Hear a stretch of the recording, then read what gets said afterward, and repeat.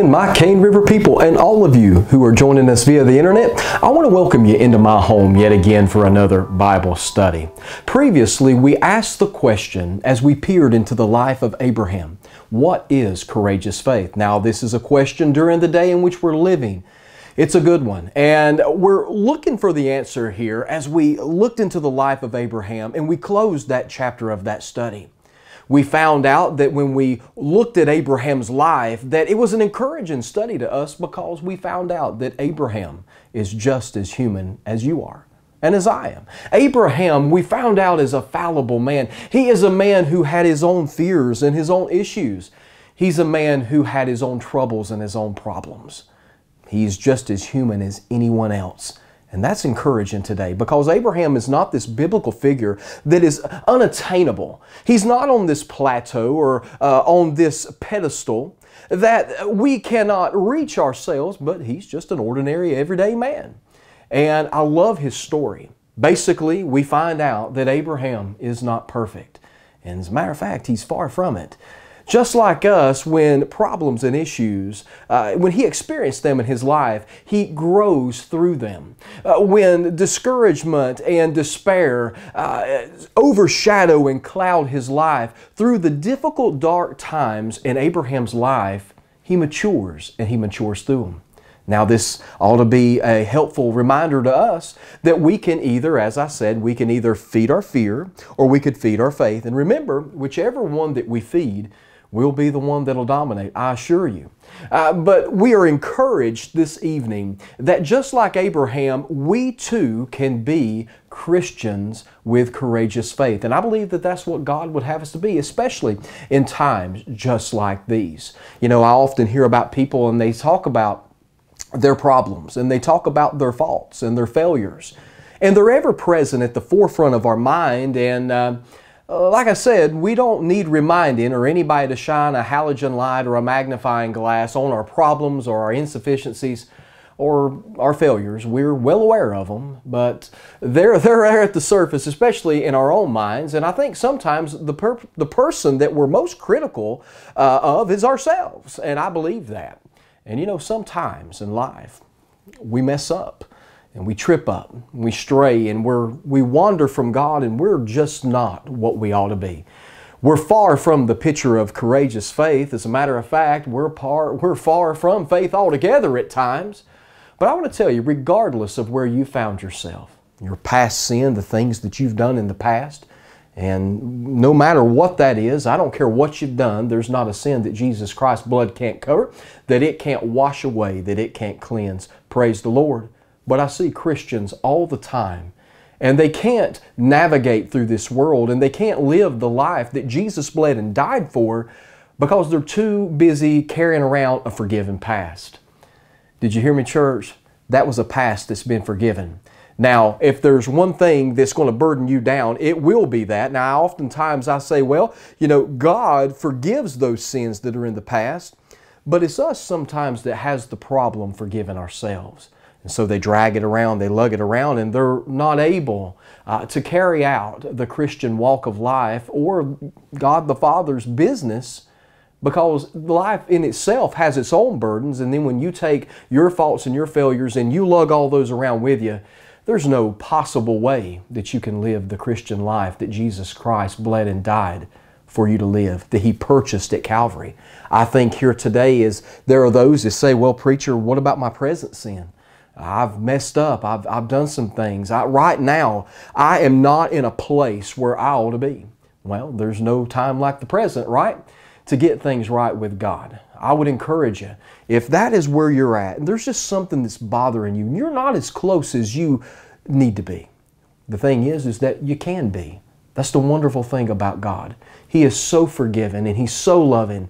All you got to do is just repent of them and put them behind you. Forgive yourself for them.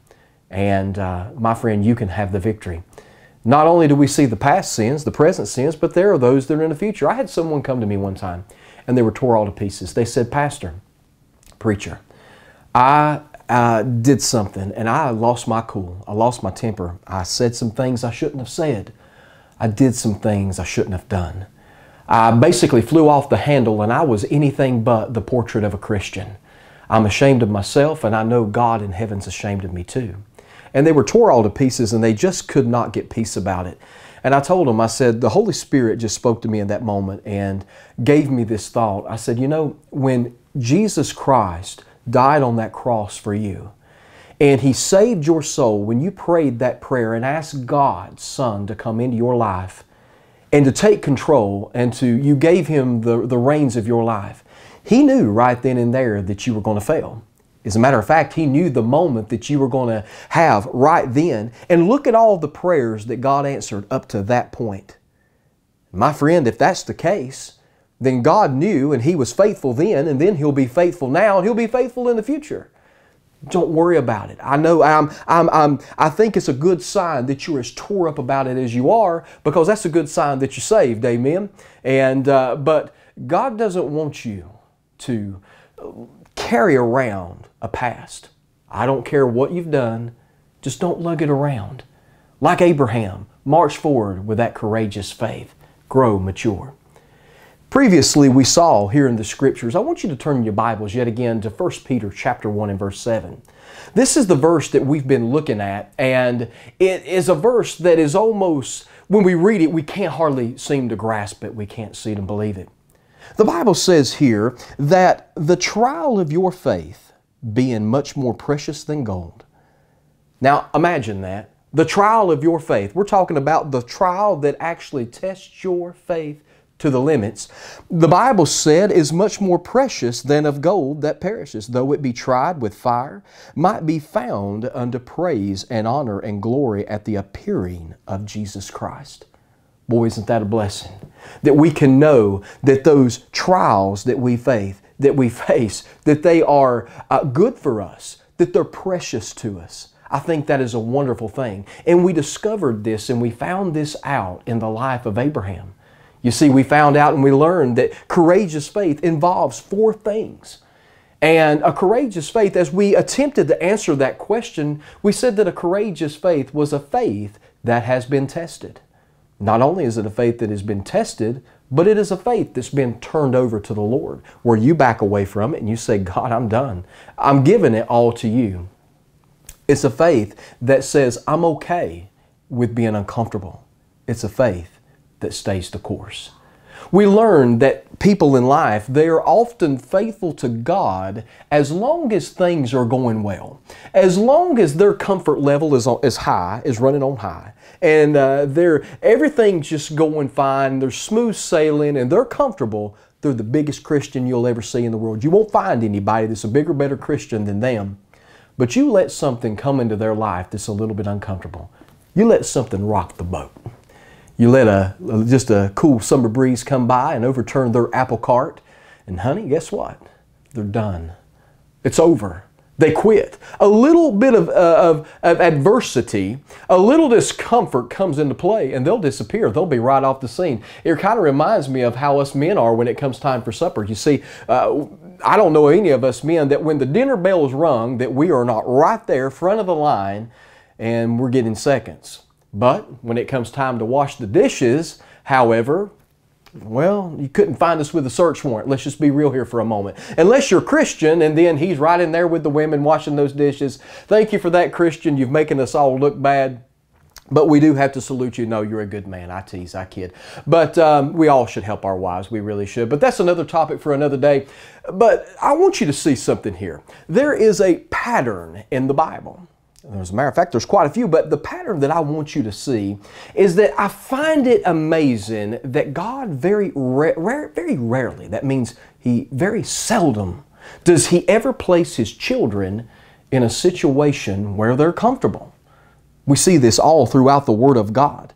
He places us in situations where we're just not comfortable. We are uncomfortable.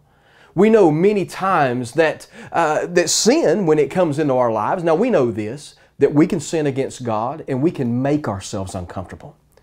But it's during times when you haven't done anything wrong, per se, like Job, Abraham, Joseph. You haven't done anything wrong, but God leads you by His hand to a place and you're uncomfortable. A place you'd rather not be. A place, as a matter of fact, you don't want to be, but you're there.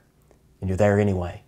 And it's during those times that God really begins to do mighty things in our lives.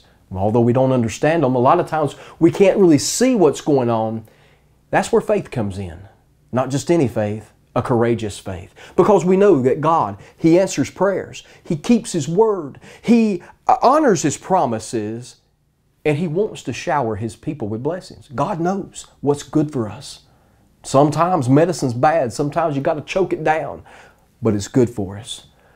This pattern in the Bible where God's people find themselves in uncomfortable places, we see it throughout. We saw recently in the past couple of weeks about Abraham. We saw that God asked him to go into a strange land. He said, Abraham, go into a land you know not. He had to pick up all his things.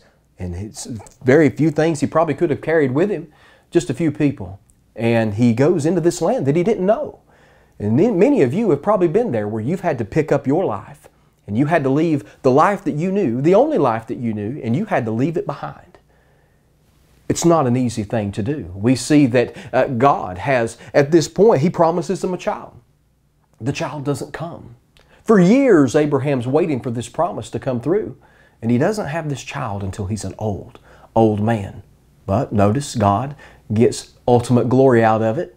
And then at this particular point, we realize that God's promises were kept. Not only do we see in the life of Abraham, but also in the life of Moses. He was charged with leading the children of Israel out of Egyptian bondage, only to be delivered and to find themselves with facing the Red Sea. Imagine the scene here as they have come to this place and the armies of Pharaoh are breathing and beating down their neck. They turn around and they look and they view this army charging and pressing down on them. The Red Sea is right behind them. They have nowhere to go. It's an impossible crossing. It's an obstacle that's too big for them to get around. They couldn't tunnel under it. They couldn't swim through it. There was no way. But God made a way, only to be delivered to a place and where there was no water. And if there was water, it was too bitter for them to drink. And time again, we see the children of Israel, and they are delivered from the hand of God, only to face more obstacles and for God to deliver them again. And we look into the life of Joshua. Joshua finds himself, and he's looking at this huge city, the greatest, the biggest city in the promised land. And there they are. And God is saying He wants them to take that city. No doubt in Joshua's mind as he looks at it, says no one has overtaken this city. Their walls were deep, high, and wide. It was an impenetrable city, but God gave him a plan and God gave him a formula. And we know that the Bible says that God leveled those walls, and He did so in the most strange of ways, the strangest of ways. You say, how was it, preacher?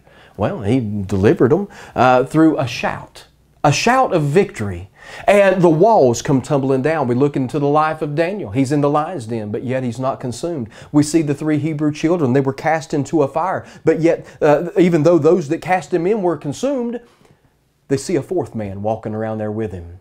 God was with him. David found himself facing a giant, and yet he's not defeated. Paul and Silas, they are in the prison cell. They've been arrested, but still they had a song on their heart. Jeremiah found himself preaching and weeping over the people of Jerusalem, his countrymen.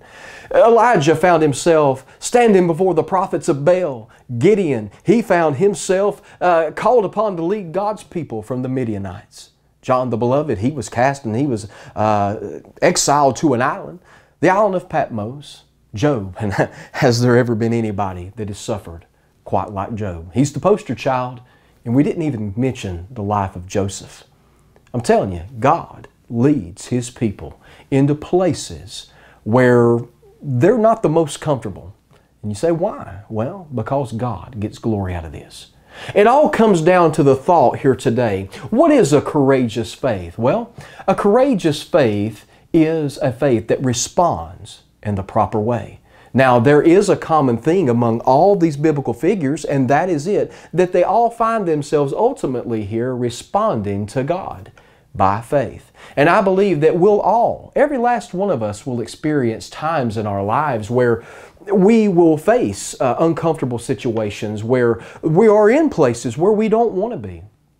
My dad and I, we were talking about it the other day, and he said, you know, son, there are times in life, he said, at least in my life, that I've thought that, you know, is God picking on me? do I have a bullseye on my back? There is something here that I just feel like I am the only one that's being picked on and singled out. And I got to thinking about it. I said, Dad, I guess that's true. When you look at the lives of Christians, at times we do, especially when we find ourselves in the valley, we find ourselves in the storm, those uncomfortable places. We feel like, hey, is it just me? Am I the only one here being persecuted? Am I the only one here in this troubling situation? But Dad made a really astute observation. He said, we're not the only ones here. We're not the only ones. He said, sometimes that's just life. And we all go through those places. We all find ourselves in the valleys. And that's just life. But it's how we responded, he said. He said, that's what makes the difference. That's what separates us from the lost world out there. It's our faith in Jesus Christ. It's how we respond. Now, during this pandemic, you and I, we could respond in several different ways. We could panic. We'd go to Walmart and Ingles and buy up all the food and all the hand sanitizer and soap and Clorox and not leave anything for anybody else, which is not the smartest thing in the world, but that's what people are doing. Fear is not rational. And so we could worry and we could doubt. We could sit behind closed doors and we could just throw ourselves a big pity party, population one. Or, that what a miserable a couple of months that would be. I don't know about you, but that's not how I want to respond. We could respond with courageous faith, a faith that says, Lord, I know that this is a frightening time. I know that this is a time that is really scary. People are losing their jobs. People are dying. People are sick. Lord, what are we going to do? But even though that times are like this, Lord, and though they may scare us to death, say, Lord, I'm going to place my trust in you. Although my faith be tested, although I am going to believe that you're going to bring good from this. And I'm going to turn this over to you, Lord. God, even though I'm uncomfortable, I'm in a place where I don't want to be, Lord, I'm going to pray for your help to stay the course and to stay faithful to you. A faith that says, Lord, even though I know there's no timetable for this, and there's not. We don't know when we're going to get back to normal. Life, as a matter of fact, it may never be normal again. And we may be uncomfortable like this, and we may have to learn to live in a different way. But a faith that says, God, whatever comes, whatever shows up on our doorstep, God, we're trusting you that you're going to handle it. That's what a courageous faith does. It trusts when we can't see. It trusts when we don't understand. It believes when no one else believes. And it is just a faith that is when you're backed into a corner. You can either do one of two things. You can slide down the wall and suck your thumb and cry about it. Or you can say, Lord, I'm going to step out by faith. And Lord, I'm going to have you be my sword and you be my shield. The question is how are we going to respond? Well, reality is, we never really truly know exactly how we're going to respond. People say, oh, preacher, I know exactly what I'm going to do. Oh, I do this, I do that. If this happens, I'm just going to have faith. I'm going to trust in the Lord. You know what? If I get this virus, I'm going to die. I'm ready to go. I've heard it all. I've heard it all. You don't really know how you're going to respond when tragedy comes, when an emergency situation happens, when trial and storm are actually present in your life. You see, sometimes it's just really easier said than done. People talk a big game, but when push comes to shove and rubber hits road, you got to put your money where your mouth is, so to speak. But the truth is it takes the grace of God to respond the way that we need to respond. That's it. In our own strength, in our flesh, we can't boast in that. And a man would be a fool to try to boast in his own flesh, to say, well, I'm going to do this. And no, the Bible says to say by the grace of God, by His grace and His grace alone. That is the only way we can guarantee a good response. I'm reminded, and my mom was going to kill me, I'm reminded of a situation when I was a younger man. I was probably late teens, early 20s. And my grandmother was over eating dinner. And she said she wasn't feeling well. She was feeling ill. And all of a sudden, she just slumps over. Well, Dad and I, we get up from the table and we lay her in the floor. Dad starts doing CPR. She's not breathing. Her heart's not beating.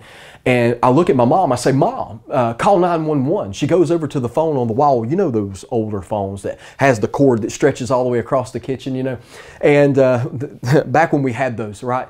And my mom, she grabs that phone from off the wall and she's got it up to her ear and she's getting ready to dial. And she says, what's the number? And I said, 911. And she said, I know, but what's the number? And I said, Mama, 911. She said, what's the number? And everybody in the room at that point looks up, Dad looks up from giving CPR, and he said, Cindy, dial 911. You see, I told you this because you never know how you're going to react. Now, like I said, my mom is one of the, she has some of the greatest faith of anybody that I know. I'd put it up against anybody. And she's proven that over the years by the grace of God. But she didn't know how she was going to respond. In that moment in time, I mean, it was just, everything was crazy. Mama, she was dying right there on our kitchen floor. And Mom kind of panicked. So you never know how you're going to react. We got to say by the grace of God that we are going to do what it is we say that we are going to do. Courageous faith here is responding to the Lord. It's laying everything at His feet saying, Lord, I'm going to trust You. I'm going to trust You alone without reservation, with no hesitation, with no question in our lives, saying, God, here it is. It's all Yours. Remember, a courageous faith is a faith that turns it over to the Lord, right? And this is where we are today. This is what we need from God's people during this pandemic. Courageous faith is where everything else around you vanishes. It's where everything else disappears. You see, where a fear in our lives comes in, and you see, that's the thing. Remember, fear is not rational. All the things that trouble you, all the things that torment you, all the things that will strike fear in your heart, all those things fades away when a courageous faith is present. And our eyes become fixed on God. We're no longer looking at the circumstances around us. We're no longer paying attention to the storm that's raging. We're no longer paying attention to the enemy and the shadow of the giant that we're facing, but we're trusting God in all things. You know, I think about a firefighter. I think about the situation where he has climbed that ladder and he has went story after story up that building and there's someone inside that needs rescuing. Now, as they look down the window, out of the window, their story's up. They're frightened, they're scared. The fire's behind them. The drop is before them. And the only thing between them and death, either being consumed by the fire or falling to a sudden death, is that firefighter in his arms. I think about him as he encourages that person to reach for him and to come out of that window and to come to safety. As he says to come on out. And you see, it's not until the moment till that person puts their faith and their trust in that firefighter that says, you know what? I'm no longer worried about the fire behind me. I'm no longer worried about the drop before me. I'm stepping out by faith. I'm placing myself in Your arms to lower me to safety once they get to that ladder. That is what the type of faith that we need to have. The courageous faith where everything else around us just vanishes. And we say, Lord, I am thrusting myself into Your loving arms. Because in Your arms, I know that I don't have to be afraid. It is in that moment and it is in that time that we can say that we have the faith that God is pleased with and that God is proud of. The same applies to our life, my friend. Now, I cannot stress this enough. The Bible is full of such illustrations and stories. We just saw them. We just witnessed them. That God uses ordinary people and the most unlikely of people to transform them into great leaders and vessels and tools in His hand to deliver victory from the jaws of defeat.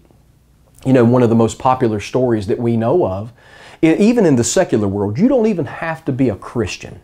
You don't even have to own a Bible in your home to have heard the story of David and Goliath in 1 Samuel chapter 17. We've all heard it. When we think about courageous faith, it's hard, it's almost impossible not to think about little David and the story where he finds himself out there on the shepherd's fields and next thing he knows, he's on the fields of battle. In that story, I want you to notice something. I want you to notice that David found himself in a valley. Did you know today that every valley has a name? Every valley. in life, it is a certainty that you and I will find ourselves in valleys in this world. A valley that has a name. Sometimes that valley, its name may be hurt and heartache. Other times the valley's name might be divorce or a failed marriage. That valley's name may be being childless or barrenness. The name of that valley might be unemployment or potentially a financial hardship. But the worst valleys is when you see the name of disease and death pop up. There's so many more names of valleys that I could go through. We don't have time. But in the life of David, the valley that he experienced in his life, the valley that he found himself in, it had a name. And the name of that valley was the Valley of Elah. In this place, it was a real place, just like Orlando, Florida, Atlanta, Georgia, Charlotte, North Carolina, and Asheville, North Carolina. It's a real place. You can go there today if you could. It's a real place in time. And just as our valleys are real, this valley is real for David, and it's real for the armies of Israel.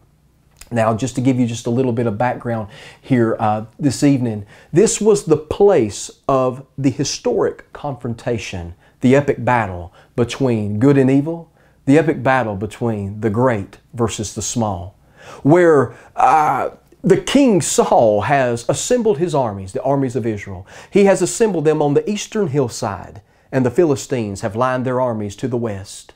Notice this, that this was no ordinary battle. The battle was for the very existence of the nation of Israel. Their very existence is being threatened here by these people. They have been warring for a long time now, and a loss would be catastrophic. They have been struggling with the Philistines for over 200 years, and now a loss here could cost them everything. Enter God. Enter David. We all know the story, and we know it well. David's father, Jesse, he becomes concerned, and he sends David. He pulls him from the shepherd's field, and he sends him to the front lines to check on his 3 eldest sons. And as David approaches the armies and he gets down that way, he hears something. He hears a man who he seems to be huge. He's down there in that valley. He's blaspheming God. He's dragging His holy name through the Philistine mud. And he hears him, but then he sees something that is even more troubling than what it was he was hearing. He sees the armies of Israel, and they're shaking in their sandals. Not one man is willing to go confront this giant over him blaspheming God's name. And it's there that we hear the words echoing in that valley. David says, "Is there not a cause?"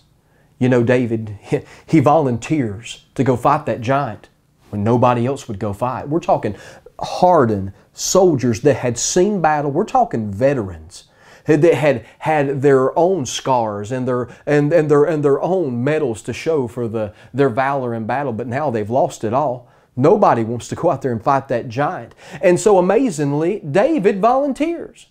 But that's not the most amazing thing about this story.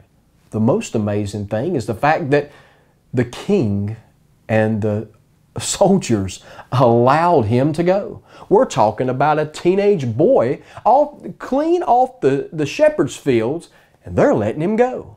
I can't imagine that as he marches down into that valley whose name was Elah. Now, why did David do this?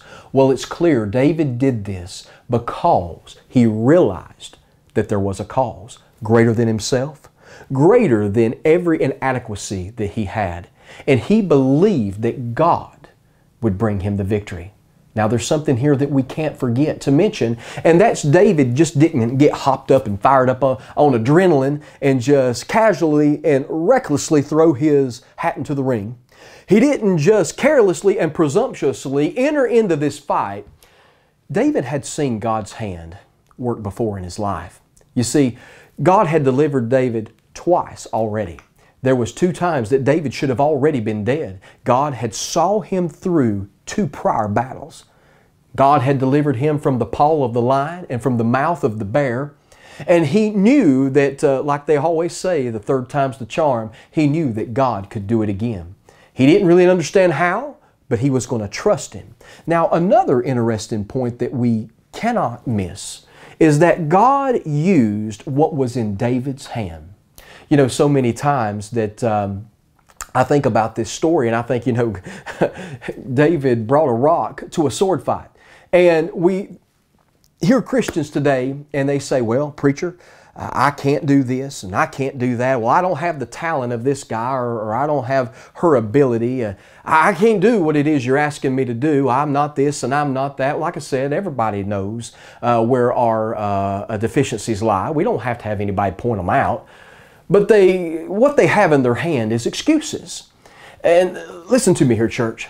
God doesn't need you to bring anything in addition than what you already are, what you already have. He made you that way, and He's going to use you that way. He doesn't need you to go out and to be anything any different than how it was He made you. See, that's what God does. He majors in the impossible. He uses the least likely. Why? So He can get honor and He can get glory. In the words of President Trump, our problems and our fears and all of our adversaries, our obstacles and the giants that we face are lightweights compared to God, compared to Him. All God is looking for today, He's looking for somebody who's willing. Willing what, preacher? Well, willing to go. They're willing to step out by faith and to step up, to trust God that He is going to do the delivering, and not in their own flesh, not boasting and bragging in their own ability. As we fast forward ahead here, I'm going to skip right ahead here for a moment. Let's go to the battlefield. David's there. We know he's already refused Saul's armor. He walked down to the valley of Elah. He picks up 5 smooth river stones.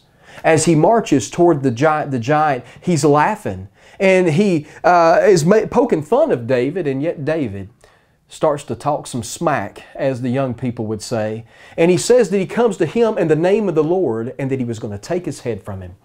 And David, I imagine, as he begins to swing one of those slings, and if you've ever heard one, I've heard one before, they have this hum that is unlike any other hum you've ever heard as it whirls around in the air.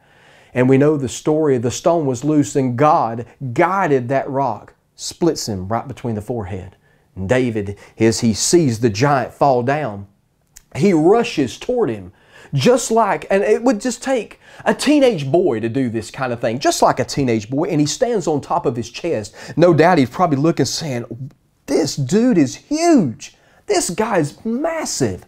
God just leveled this guy as he's standing upon him. I mean, he's walking on his chest.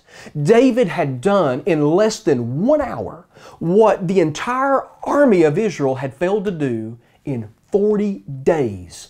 David did in less than an hour. How?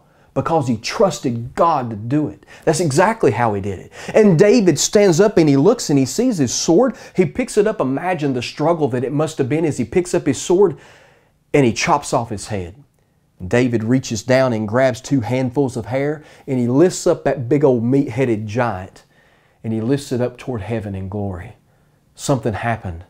The armies of the Philistines, they see it and they're terrified and they flee into the hills. Something else happens. This is a cascading effect. The armies of Israel, they see it and they pursue after them. Those bunch of chickens that wasn't willing to do anything earlier, now they're running after them. Not only had David done in 1 hour what the armies of Israel could not do in a month, David had done in less than an hour what the armies of Israel had not done in over 100 years. You say, what was that, preacher? That was defeat the armies of the Philistines. You see, there are no easy roads to victory. That wasn't an easy thing that he did. It took faith, and it took courageous faith. And the same will happen in my life, and the same will happen in your life. Like David, we should have courageous faith. When times come, as this Bible verse says in 1 Peter chapter 1 and verse 7, those times come where the trial of your faith being much more precious than of gold that perishes. We say, Lord, I realize that it's being tested. God, I'm turning it over to you, just like in Abraham. God, I know that this is uncomfortable, but I'm okay with it. And Lord, I'm going to trust in you. Lord, help me to stay the course. And even though, like David, at times when we're alone, when we are outgunned and outmatched, God never is. David turned his faith over to the Lord. I want to ask you here this afternoon, what is it going to take for God to be placed in His rightful place in America today? What's it going to take? Will it take hundreds of men of God and women? Will it take thousands? Will it take hundreds of thousands of us to get together and band together that say there is a cause? I don't think so. I believe that it's only going to take a few. Like David, it only took one. It's only going to take a few to get their heart right with God and to get so on fire and say, Lord, just pour it up, just pour it on me, Lord. Pour out your blessing, Lord. Help me to step out by courageous faith, to abandon myself to you, to surrender my all, to put you first in my life. If we all just drew a circle of revival around us and said, God, light it on fire. If we all did that and quit worrying about our neighbor, we might just see God do that in America today. If not, there's no telling where this country might wind up. But listen to me. I don't want you to miss this. Out of everything I said, please don't miss this. Revival has a price tag. Did you hear me, church? Revival has a price tag. The question is that are we willing to pay it? Are you willing to pay it? Or am I? We must ask ourselves, is God first in our lives? Is God first in your home? There's no better time than right now when we've been shut up in our homes for this period of time. Is God first in your marriage? Is God first on your schedules? Notice this, you will never experience revival in your life until you've experienced it first yourself. And when you experience it yourself, then like a fire, then like this contagion that's going around, is spread by people coming into contact with people who've already got it. And if we'd just get on fire, now you think about it for a minute. If you'd just get on fire, and I'd get on fire, and we come into contact with other Christians, guess what? That blaze and that flame, that fire and that passion, it might just transfer over into them. And when we all get together and we start burning bright, we burn bright in and of ourselves by ourselves, but imagine how much more brighter it would be if we all did it together. Let us pray. Lord, thank you, God, for this study time. Lord, I'm thankful, Lord, that your Son bled and died on an old rugged tree, Lord, for our sins. But even greater than that, Lord, I'm thankful, Lord, that your Son got up from the grave on that third and glorious morning. Lord, during this difficult time, as we're unable to congregate together, I pray, Lord, once again, yet again, my prayer is, Lord, that you fill the homes of all of our members. Lord, that you would fill their homes, Lord, that the Holy Ghost would be welcome and God be a part. Lord, I pray that you would be the foundation in every home, that we would build upon that foundation. Lord, that you would breathe a fire in us from another country, and that when we come into contact with others, God, that fire would transfer and we would see revival in America, God, like we've never seen it. Just help us to realize, Lord, that we have to do our part and our part first. Like little David, God, if you can use a little shepherd boy, God, if you can give him strength, if you can give him courage, Lord, I believe that you can do that for us. God, I pray here today that every one of us would see the gravity, Lord, of what David faced that day on that battlefield. But he faced it, Lord, and he faced it with confidence because he knew that you could bring the victory. Give us that today. Lord, I pray that every person has been fed. Lord, I pray here that you would continue to meet with us as we have Bible studies in our homes. Lord, I pray that all of this, Lord, would just go away. But Lord, you have a timetable. And Lord, I don't want to get ahead of you. Sometimes, Lord, I believe that we just need to be still and know that you're God. And this may very well be one of those times. Help us, Lord, to be the servants and the Christians you would have us to be. In Jesus' darling, precious name, I ask all these things. Amen and amen. Church, I love you. Thank you for coming into my home yet again for another Bible study. I look forward to doing it again. Until then, good day. God bless you.